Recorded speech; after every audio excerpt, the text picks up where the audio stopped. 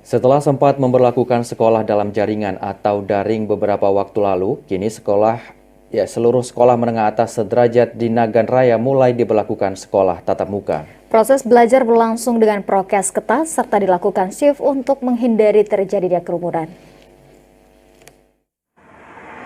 Sekolah menengah atas sederajat di Nagan Raya kembali memberlakukan sekolah tatap muka.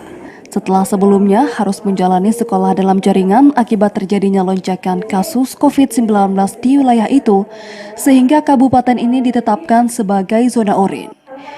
Kini siswa sekolah tingkat SMK dan madrasah aliyah mulai melakukan aktivitas belajar secara tatap muka.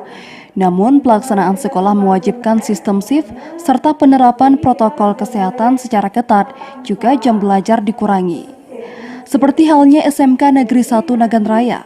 Sebelum dilakukannya sekolah tatap muka, pihak sekolah terlebih dahulu telah menyiapkan persiapan seperti alat cuci tangan serta mengatur jarak duduk siswa. Hal itu dilakukan sebagai upaya pencegahan COVID-19 saat pelaksanaan belajar tatap muka berlangsung. Menurut Kepala SMK Negeri 1 Nagan Raya, Bahtiar, selain penerapan prokes serta sistem shift, jam belajar juga dikurangi hingga 2 jam dari biasanya.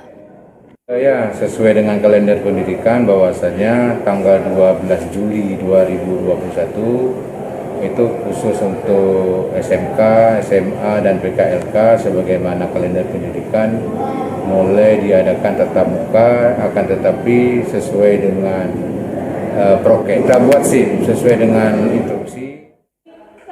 Di hari pertama sekolah di SMK Negeri 1 Nagan Raya juga mensosialisasikan protokol kesehatan kepada siswa sebagai upaya pencegahan penularan COVID-19 di lingkungan sekolah. Dari Nagan Raya, Aziza Putra, TVRI melaporkan.